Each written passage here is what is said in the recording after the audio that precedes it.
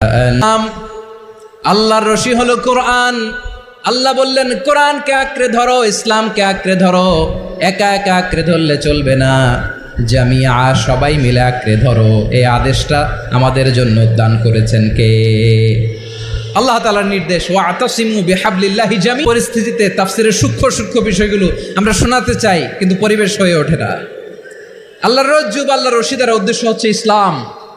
আল্লাহর রজ্জু বা আল্লাহর রশি দ্বারা উদ্দেশ্য হচ্ছে কোরআন। কারণ কোরআন আমাদেরকে ঐক্যবদ্ধ করে, ইসলাম আমাদেরকে ঐক্যবদ্ধ করে। চিল্লায় বলেন ঠিক কিনা?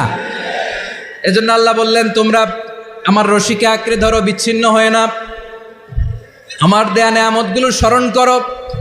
যখন তোমরা ছিলে শত্রু, তোমাদের মধ্যে হৃদয়ে আমি আল্লাহ ভালোবাসা ঢেলে দিলাম, ফলে তোমরা সবাই ভাই ভাই হয়ে গেলে।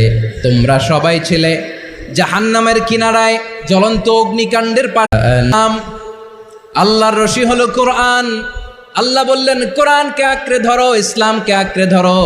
একা একা আঁকড়ে ধরলে চলবে না, জামিয়া সবাই মিলে আঁকড়ে ধরো। এই আদেশটা আমাদের জন্য দান করেছেন কে?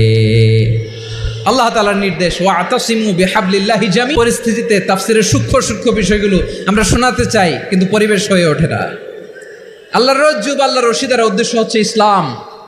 আল্লাহর রজ্জু বা আল্লাহর রশি দ্বারা উদ্দেশ্য হচ্ছে কোরআন। কারণ কোরআন আমাদেরকে ঐক্যবদ্ধ করে, ইসলাম আমাদেরকে ঐক্যবদ্ধ করে। চিল্লায় বলেন ঠিক কিনা? এজন্য আল্লাহ বললেন তোমরা আমার রশিকে আঁকড়ে ধরো, বিচ্ছিন্ন হয়ে না।